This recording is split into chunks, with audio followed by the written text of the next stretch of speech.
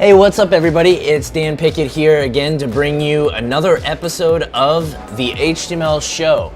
And today we're going to continue our construction of our responsive resume, and we're diving into the specifics of the content as we work through.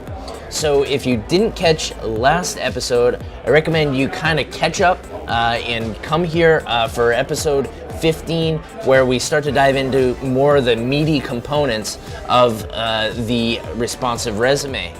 And just to kind of recap what we actually covered in last week's episode, we got to a great place of understanding how to get design inspiration, how to break down a front-end web project, how to start with a mobile-first design, and we also incorporated this wonderful Font Awesome library. And in reflecting, I was actually quite hand-wavy of how this actually works. And we can talk a little bit about that and then dive into continuing our expansion of the responsive resume. So here, what we've done is we've incorporated suggested markup by the Font Awesome library itself. And what it's doing is it's actually applying two CSS classes. FA to indicate that there's going to be an icon there, and FA-GitHub to basically make it specific and pointed towards the GitHub logo itself. And we can see how these two different classes actually complement each other quite well through the Chrome inspector. So let's go ahead and do that. So I'm going to inspect that particular icon, and we can see how Font Awesome is handling that particular element. So here we see that the FA is kind of the general class for all Font Awesome icons, and there are some general behaviors that we want to apply to all Font Awesome icons. And then we also will see, where is it? There should be a GitHub, yep, a GitHub selection here that kind of specifies the text that should represent that GitHub library. So we're going to go ahead and just enlarge this here. And you can see that we've got the generalized FA class, which is basically setting us up to put an icon inside the space. And then we've got another selection here that is specifying the text that is going to inform what icon to render. And Font Awesome uses fonts, so we kind of hack in a character here that the CSS is going to interpret as a particular font. So using this font face directive here in the Font Awesome library, all of these point to basically a dictionary of characters to images, and that's what the CSS is instructing us to do.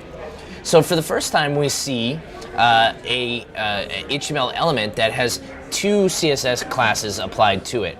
And I really just wanted to clarify that they are complementary to one another. There's really no implicit sense or even explicit sense of importance or anything like that. It's basically just a way of saying that this I element has this CSS class, or the class in general, of FA and FA-GitHub. So we use a space to delimit between multiple classes in our HTML.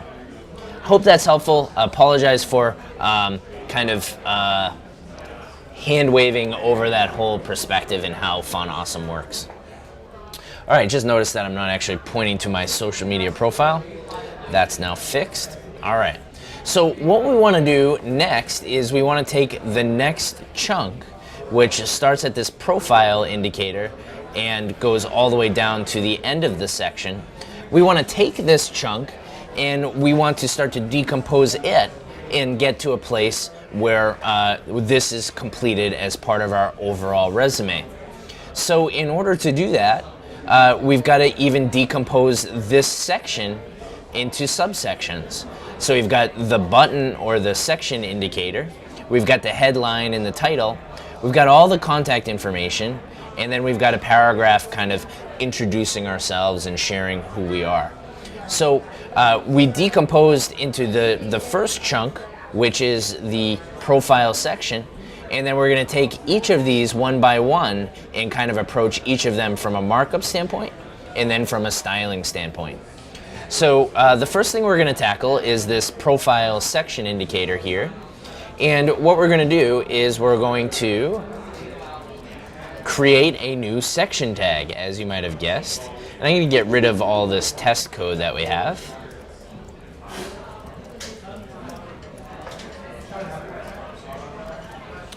And I'm just going to look at the characteristics of the section itself and make sure that I don't have any margin or padding to specify. It looks like that there is a border bottom defined, which makes a lot of sense. So we may choose to do that. And we've got a different color treatment for the actual body of the element as well. So we'll start to play around with that. So, for example, let's say we'll call this a resume component. And we're going to create a CSS rule for a resume component. And I'm using a class here because I know that there are going to be multiple components, right? I know that there's a resume component as well. So I've got more than one, so I'm going to use a class as opposed to an ID. So I'm going to go ahead and specify a CSS selection for this particular section. And this is where I'm going to do a little bit of playing around to see how I want to use color in the context of my web page. So I have a feeling that this gray is going to be, in fact, too gray. And we'll probably want to lighten this up quite a bit. I need to put some text in there so that it actually shows up on the page. So I'm just going to use some lorem ipsum text for right now. And that is, in fact, too dark. Let's just roll with it for now as we sort of start to complement this with additional sections and things like that. But it's just helpful to know that as part of the design, I'm treating the background color a little bit different for each section as opposed to the outer layer of the body itself. Okay, so I'm going to pick a color for a button, and we can use our palette from our style here. And I'll use aqua to start. And we're going to need to actually have that button in our HTML markup. So I'm going to use, semantically, I would want to use a h2 tag because we're talking about something that is subordinate to the actual name of the individual. So because we have the name of the individual and a title here, I may actually want to use an h3 tag here. So my name will actually be the h1 tag because it's the most important thing on the page. And then what I want to do may be an h2 because it's the second most important thing on the page. And then everything thereafter represents the outline of the overall document. So I may decide to use an h3 tag for this particular element. So let's go ahead and use an h3 tag. And let's get it looking like our design inspiration. So we may say resume component h3 tag. We're basically saying for every h3 tag inside a resume component, we're going to apply some styling. So first, what we're going to do is we're going to use the aqua color as the background color. And we're probably going to want to put that text as white per the design inspiration. And we're going to want to set the font weight to bold to make it look heavily weighted. Okay. Not bad. So we're already starting to see this kind of take shape. Now notice the white space around the text. So it looks like we have some padding to the left and the right as well as the top and the bottom. So we want to make sure we incorporate that. So we may say padding, 20px, 10px. Let's see if that gets us close here. That's not bad. See how we're kind of just iteratively working through?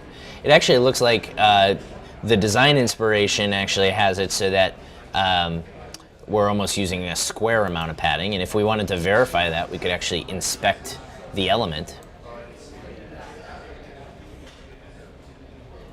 and actually look at the calculated styles.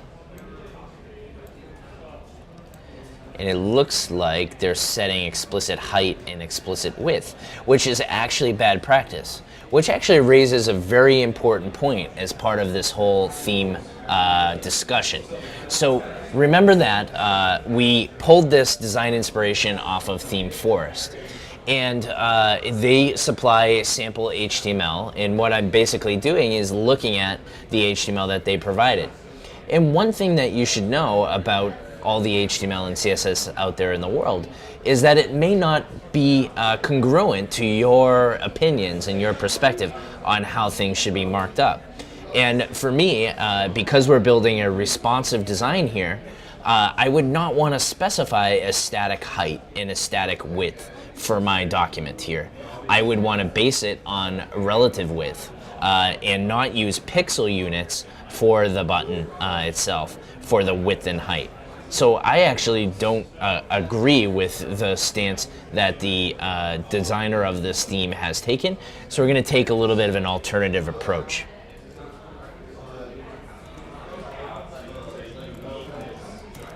Let's see how that looks. That looks better. All right. And what we may do is we may specify a percentage base width. We don't need to specify a height because our padding already allows for that.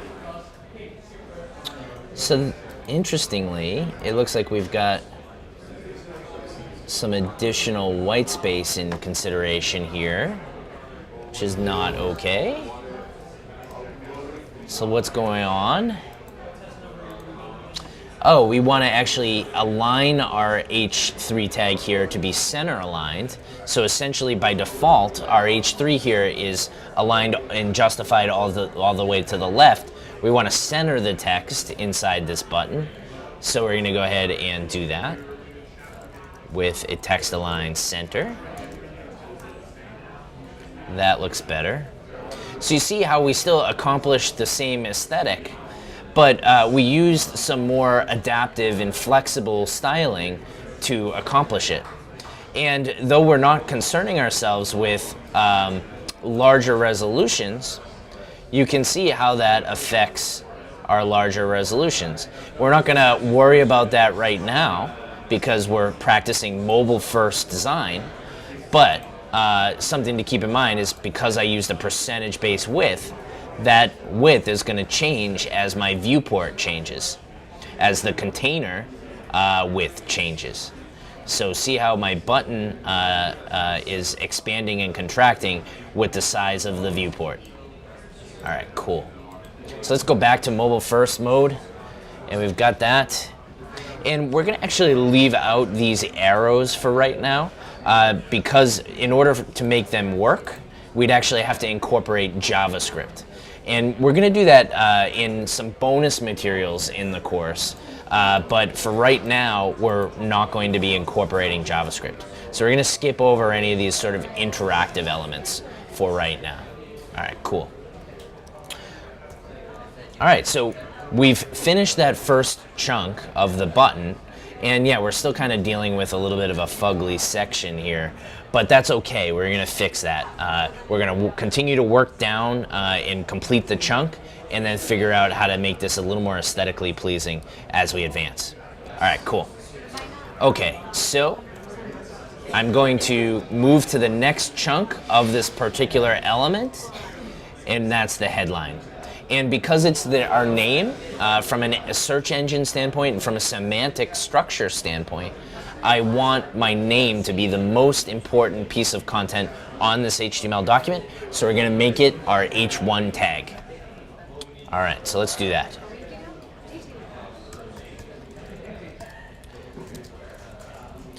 And I'm going to call myself developer.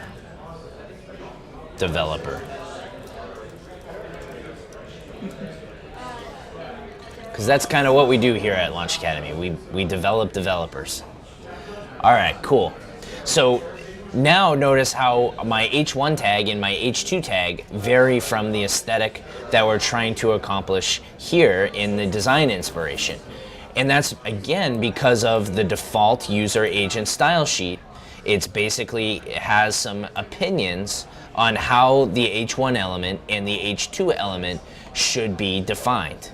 So what we need to do is we need to override some of those rules to make our aesthetic design here reflect what we have here. So we're going to do one thing where we're going to actually change our color for our H1.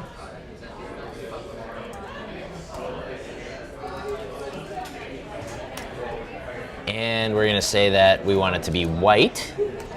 And we want the margin to be much more minimally, maybe REM here.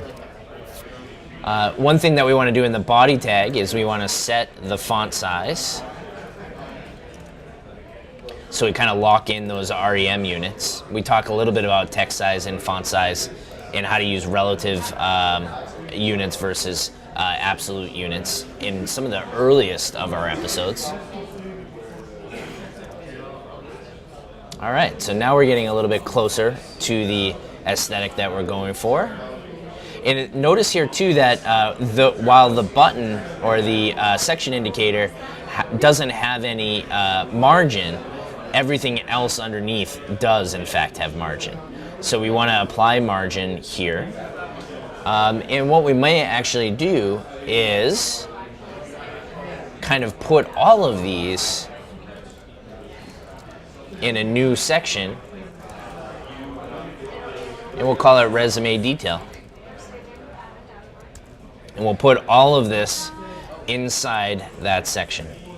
Because we've got this idea of sort of labeling the section and then actually having the content, markup-wise, this actually is pretty clean.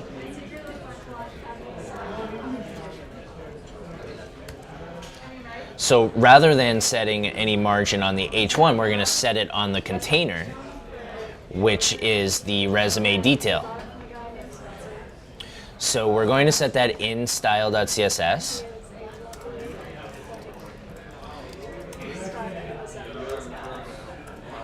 And we're going to set the margin left to 0.1 REMs. See how this goes. And we're going to change this margin so that it's only affecting top and bottom margin and not left and right. So the H1 inside the resume detail is going to be flush all the way to the left. All right, let's see. And that margin is still a little too tight. We've got to up that margin. And we can use the Chrome Inspector to kind of play with it to get to a place that we're happy with. So I'm going to go to that resume detail and I'm going to bump up this margin, and actually the 1 REM looks pretty good. I might do 0.7 REM. Yeah, I like that. 0.75 REM.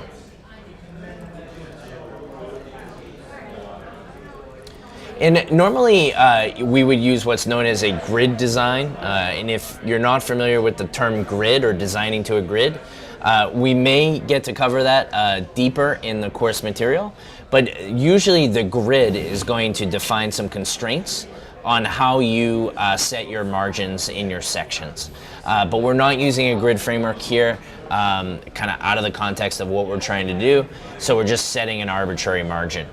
But if you're interested in checking out grids, there's the Foundation framework in the Bootstrap framework that help you space out and organize your elements. We will be covering those particular components and a little bit about grids in subsequent episodes.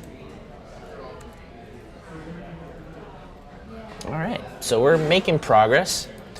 And it turns out that we've got too much margin between our H1 tag and our H2 tag.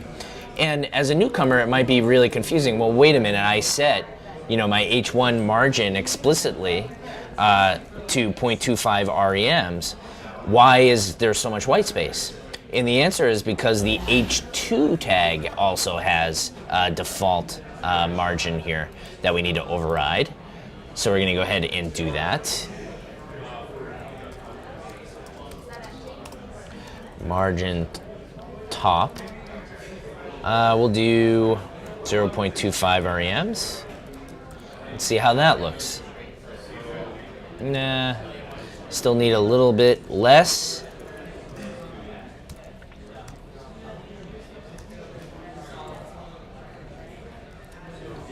That should have come up a little bit closer.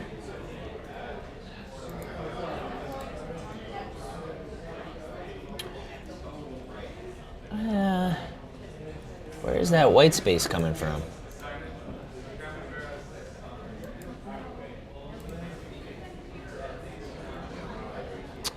So if we eliminate the bottom margin on our H1 tag, let's see how that looks. That's still not quite where I want it. See how tight the H1 and H2 tag is here? We want to experience that same level of tightness. So what's going on that's hindering our ability to do that?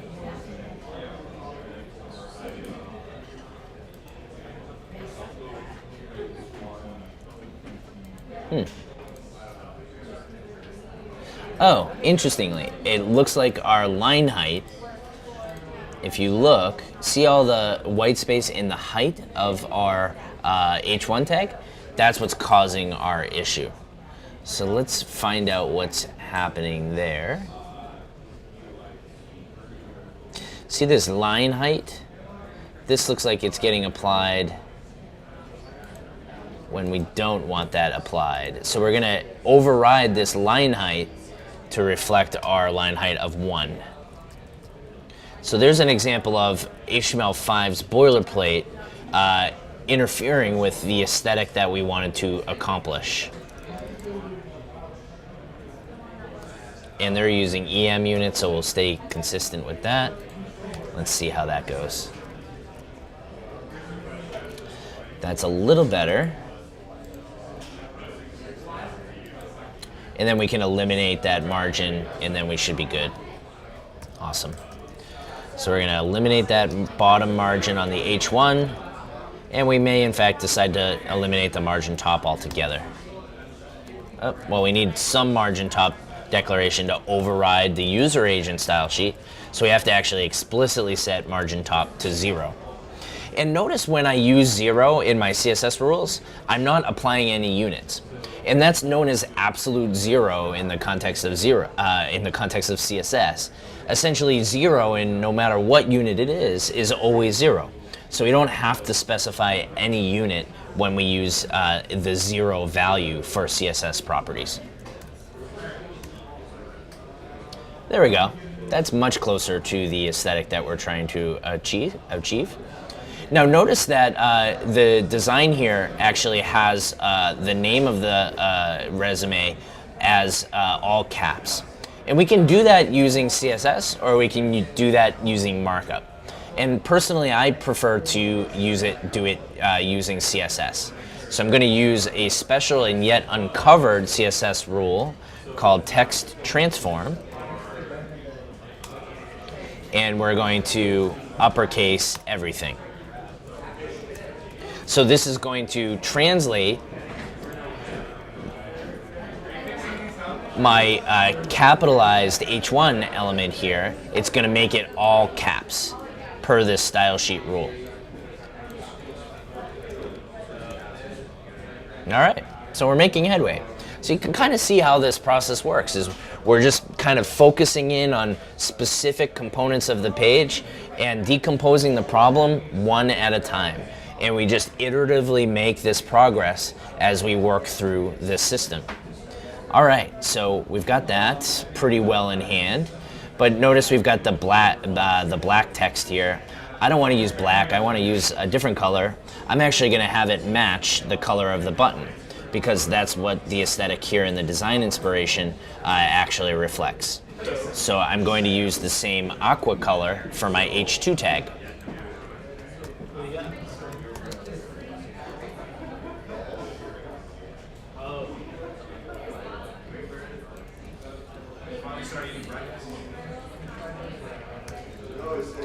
When we do that, ooh, that's really tough. But again, I think it's a function of the background color that we have selected here, and we can totally improve that over time. So bear with me as we work through that aesthetic issue.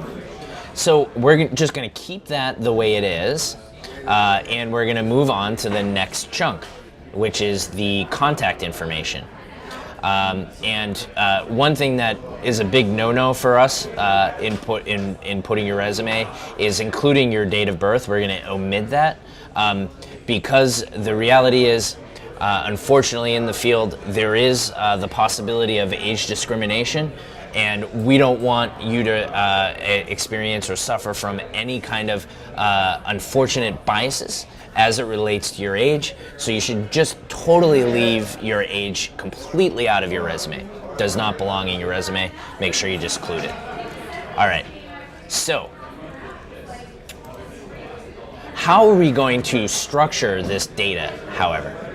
Well, thankfully, through the context of HTML markup and some of my experience in using it, I want to use a definition list here. We're going to use a definition list to basically build out this particular section. And we're going to use some fairly advanced CSS to actually make that happen. So let's actually structure the markup first with everything that we want to incorporate as part of our definition list. I have a feeling I'm going to regret choosing a definition list, but hey, we're going to roll with it. The name is actually redundant. We don't need the name, but we're going to include the address. We'll include Launch Academy's address here. And I believe actually we want to use an address tag. Pretty sure in HTML5 we have an address tag, so why not use it to semantically reflect that we're... Oh, this is a different address tag. Supplies contact information for the nearest article or body ancestor. Okay, so actually what we probably want to do is incorporate address and have that envelop the definition list based on the guidance that MDN gave us here, because it's gonna essentially the direction that we have is you want it to include the contact information for the particular website that you're writing. And this address is going to attribute to the body tag because we don't have any article tag in the context of our HTML document. So here's a wonderful example of how going to the documentation and actually reading about how the address tag should be used affected some of my design decisions as I was marking up my web page. Okay, awesome. So I'm going to continue building out this information.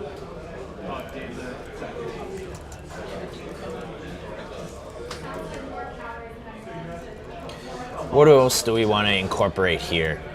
We want to incorporate phone, and we'll use Jenny's number, 8675309.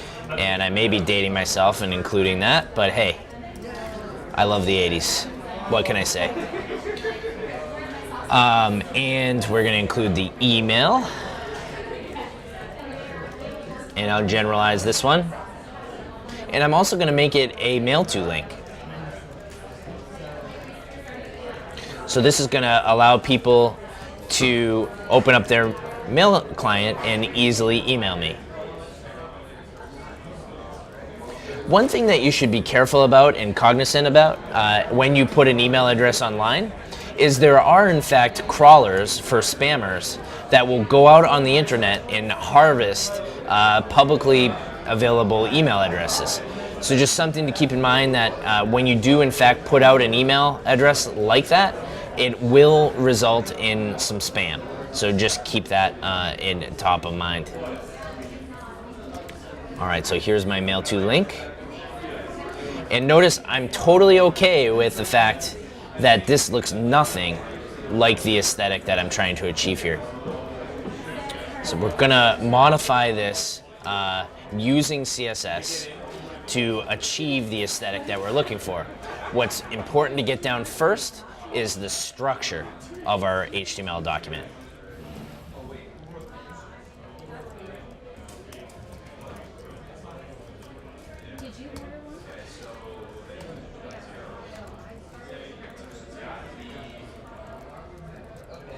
So I'm just filling this in with semantic markup that makes sense and mimics the design inspiration that we got.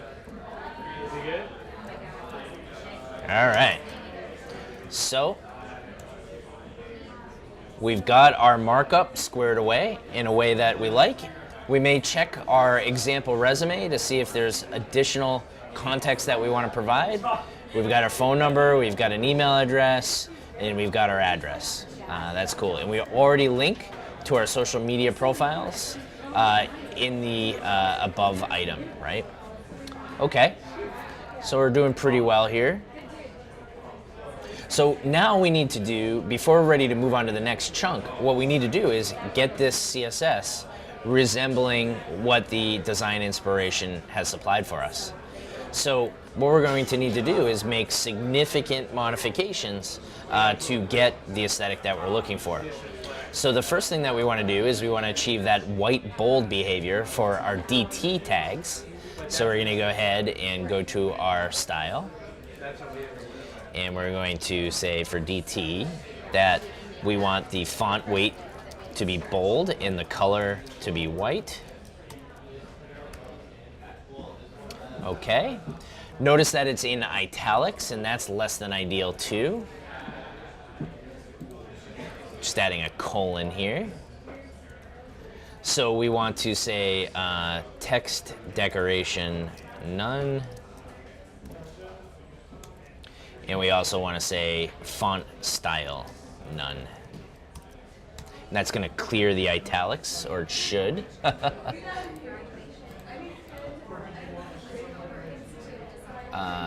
Sorry, what is it? Trying to remember for italics. Wow, having a brain fart here. Italicize CSS. Wow, I can't believe I can't remember this. We're not going to go to W3C 3 schools. Oh, it's font style normal, I think. Yeah, normal. So I had the right CSS property, I just had the wrong value. All right, there we go. Okay. So we're looking fairly decent here. And I'm just gonna set the zoom here to an equivalent, so we're getting kind of apples to apples comparison. So notice as well that our DT and DD tags are on the same line. Interesting. Okay. So what we need to do is we actually need to say that we want our DT tags to clear on from the left, and we want our DT tags to have a line break to the right. So this says I shouldn't have anything directly to the left of my DT tag, and I shouldn't have anything directly to the right of my DD tag. So let's see how this actually plays out. Good, and then for both DT and DD, we want them to be inline block. Ew, that looks terrible, right? And that's because we're using the inline block element display type that is kind of munging all these together like this. So we've got some work to do in terms of making this a lot more attractive. And what we could do is we could float these elements, but I don't really want to do that. So how do I get these line breaks at the end of my DD tags? So my DD is going to clear on the right, and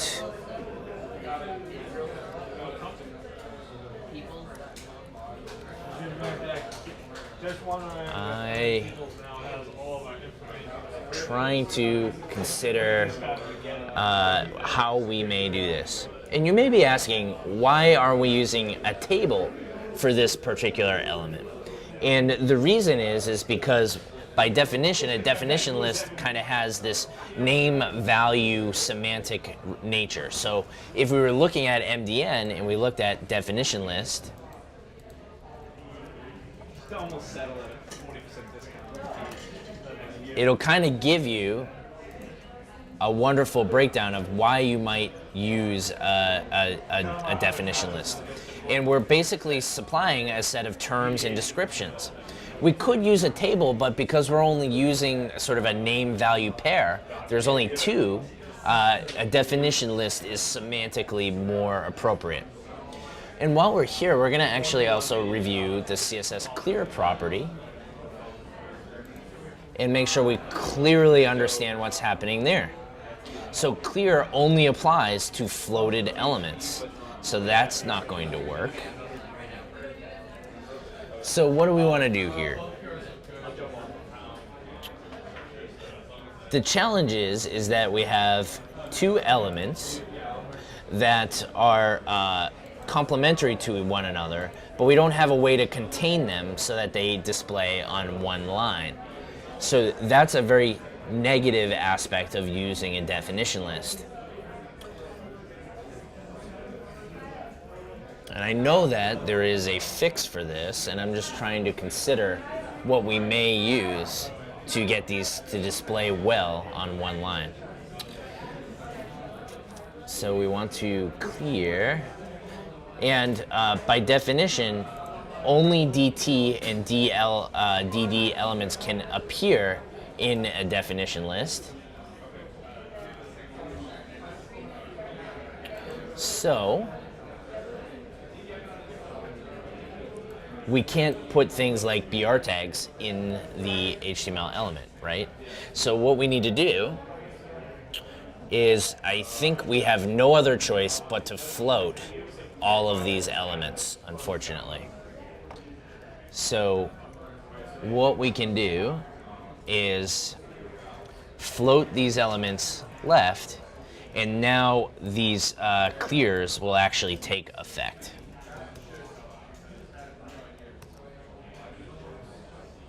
So now we're getting closer to the effect that we're looking for.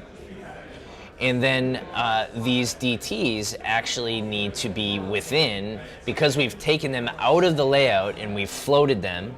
Now our paragraph text is interfering and kind of getting munged together with our definition list here.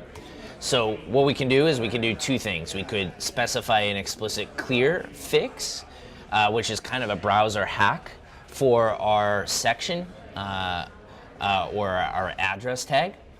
Or what we could do instead is actually specify explicit widths for our DT and DD elements.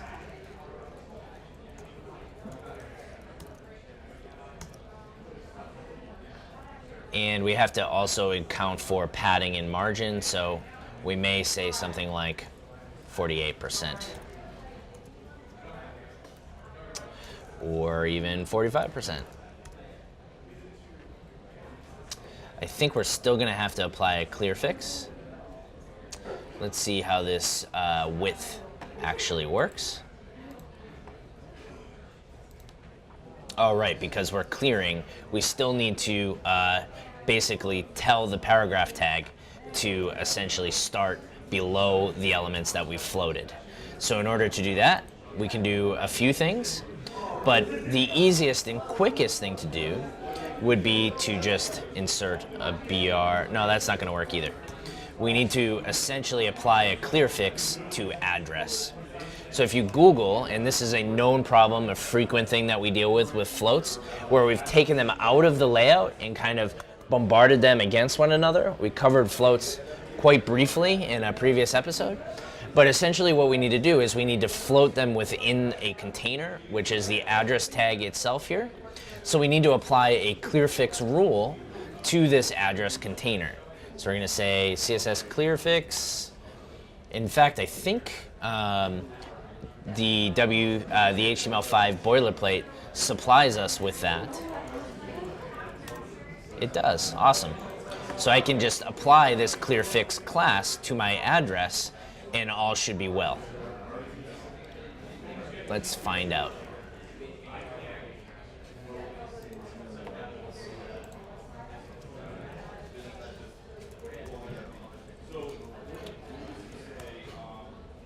And voila. All right, so we get cleaner sort of display here.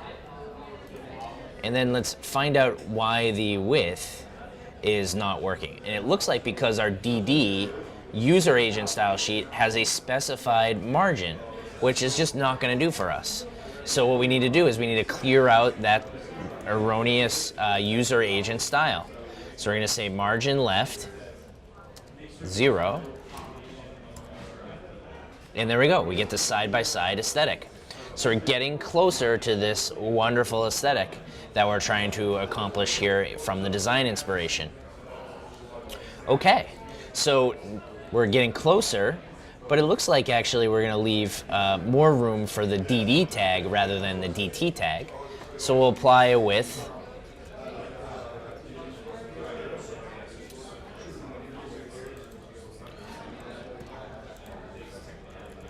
of 25% to the DT tag and a width of 75% to the DD tag. And there we go, a little bit better of an aesthetic. And notice here as well that we've got a right justified DT tag and a left justified DD tag. Okay, so we apply that rule here.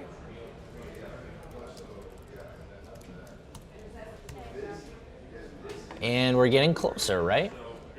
Okay, so now that we have that, we may want to specify a margin left on our DD tag so that there's a little bit of white space between our key and our value pair.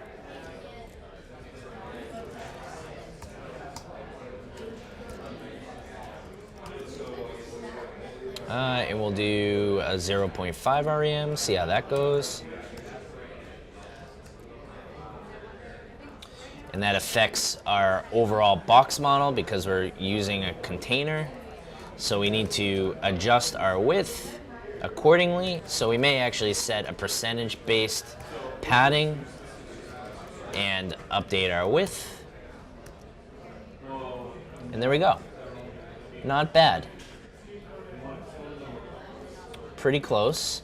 Let's decrease our padding and increase our width. So notice how I'm kind of doing horizontal math here.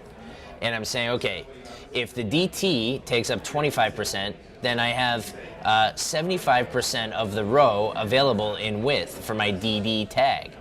So I can have 73% of it account for width and 2% of it account for my padding.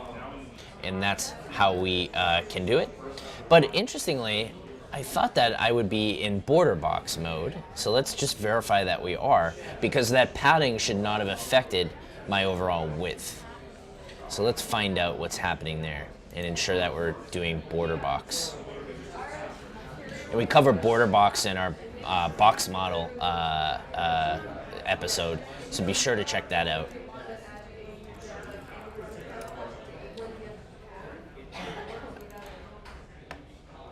Okay, so we have to specify this explicitly. So we'll go ahead and do that in our own style sheet.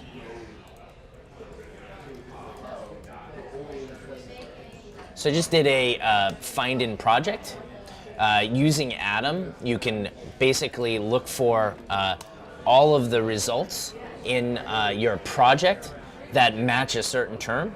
And I use the hotkey Command-Shift-F to get there. You can also find that in, where is it? Find. And it's going to be Find in Project here, in this Find in Project window. All right, so I applied that. So let's see how that affects my width. Notice how it affected my button up top because I changed that globally and universally. So now I should be able to say, because I've set my box sizing accordingly, I should be able to say 75% and actually have a more meaningful padding left. And that's because when you set the box sizing to border box, you're setting the explicit width, and then padding is inside that border box. So that box sizing attribute makes it easier and much more coherent in terms of how I can set padding within my CSS. So now that I have that appropriately set, I can set a non-percentage based padding, and I'm going to use 1 rem, probably too much.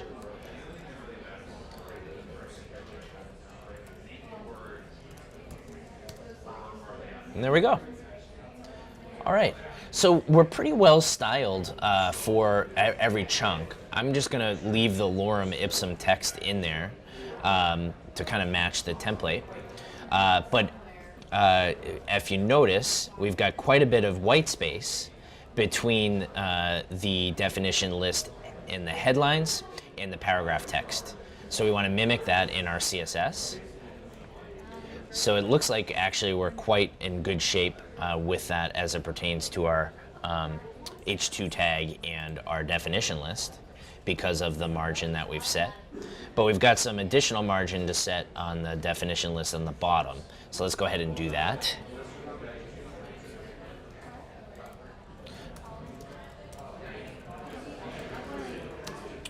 And we'll set this to now 2 rem. Let's see how that works. That really didn't affect things at all, did it? Oh, you know what we should do? We should actually set it on the address, the clear fixed element. There we go. Now we're pushing it a little further down.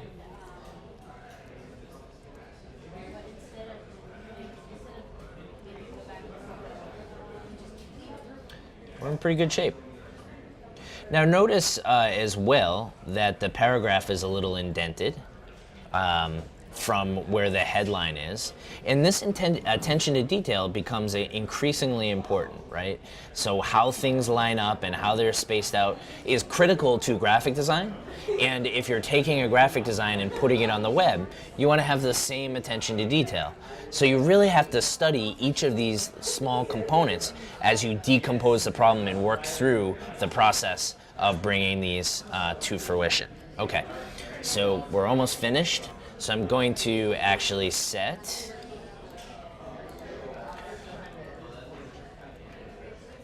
because of the likelihood that I'm going to use a paragraph tag elsewhere in the document, I'm going to actually set a profile text class to this paragraph to kind of qualify it so that I'm not being overzealous in my CSS selection.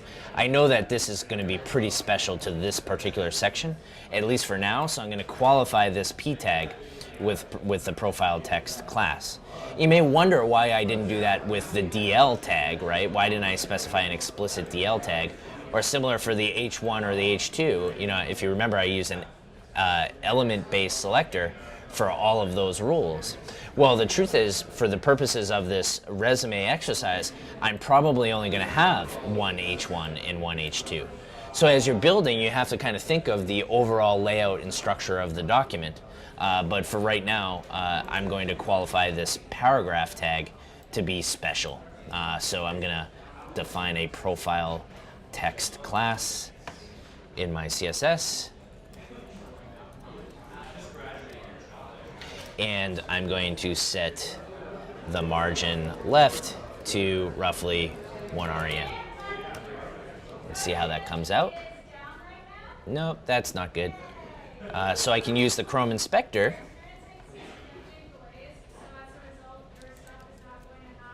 I can set some of these rules. I think I will use the 0.5 REM. That looks pretty good. 6.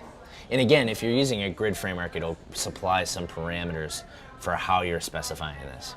And in fact, a good pattern to comply with would be to adhere to the padding that we set inside the section. So here we've got 0.7 REMs. We can apply it to the profile text. Cool. All right. So one of the last things that we have to look at is the fact that we've got this little border going across, this subtle border. And I think before we address that, we have to address the color of this document. So notice here that they're using sort of whiter text. So one thing that we could try to do is change our black text to a grayish text. I personally don't think it's going to really help our aesthetic. So what I'd recommend instead is let's use a lighter gray and see how that works. And I might just retain that for right now and just put a rule underneath it as I tinker with the aesthetic value that I'm dealing with here. So one thing that's cool about grays, and we use grays quite a bit in web design and web development, is for the most part, to make a gray, you're always going to have the same value in your R, G, and B values. So I'm just guessing at a possible gray that would work well here. And this is kind of in between, directly in between black and white. So let's see how that affects the aesthetic. Ooh, that is horrendously bad. So let's do a more subtle gray and see how that... That's actually better. And then what we may do is decide to change our whites here to gold. So let's go ahead and try that aesthetic and see how that works. So we're going to change our whites to, let's say, this dark gold. Let's see how that looks. So wherever I see white in the CSS, I'm going to replace with this gold color.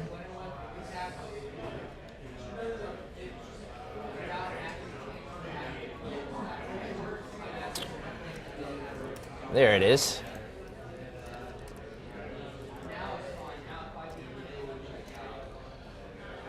Where's my color? I lost it on the on the clipboard there. So I'm gonna go back up, grab that,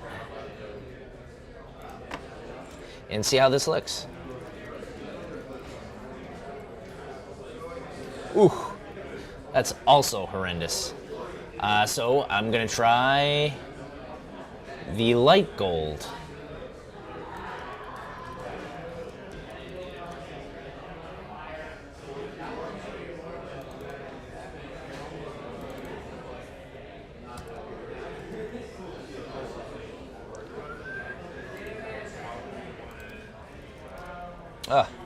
I keep killing what's on my clipboard here.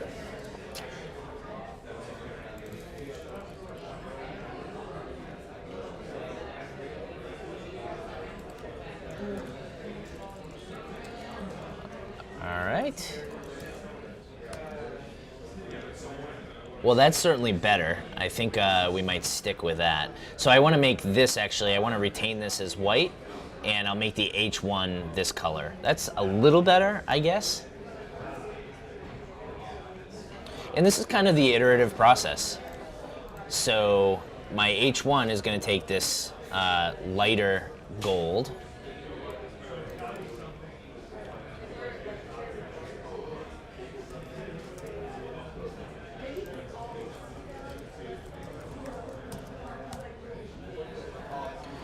Ugh. Aqua must have this new, Atom must have this new feature where it's, when I yank something, it's actually copying it to my clipboard, which is undesirable behavior. I'm so used to being able to do that. All right, there we go. That should fix things. All right, and then I'll make that profile H3 back to white. And we should be at a better place. That's better for now. All right. And then I want to actually have my anchor tags be a little more aesthetically pleasing with this new layout. So I'm effectively like starting to think about the styling of the overall chunk, the larger component, and how it matches up now that I've got things at a relatively good place, right? So I want my anchor tags to reflect this new styling. So what we're gonna do is we're gonna say for all anchor tags in definition definition data, we are going to say text decoration none, and we're gonna make the color that aqua color.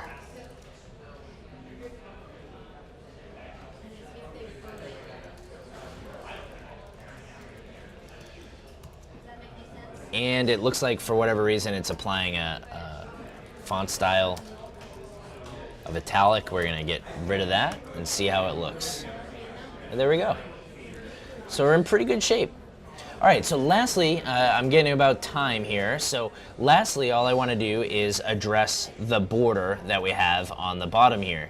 So notice we've got a little bit of margin, and then we've got a solid border here that kind of chunks this particular section and rounds us out for the profile section. So we want to make sure that we incorporate that. So the first thing that we're going to do is we're going to specify padding on our resume component for the bottom, right? So we're going to look for our resume component, and we're going to say padding bottom, and we're going to say 2 REMs. See how that goes. Okay, so we've got better padding, and then we're going to specify a border bottom that's 1 solid pixel long, and we may use that solid gray that was ugly for a background color, but it will actually look quite nice from a border standpoint. So border bottom 1px solid. And there we go. So we've got a pretty decent aesthetic that's kind of in line with what our design inspiration calls for. So it's not the prettiest thing, but it's making progress. So we'll continue to work through all of these sections and continue to improve the overall aesthetic as we build out more sections. Awesome. Well, I'll see you in the next episode where we start to get deeper into this responsive resume. See you next time.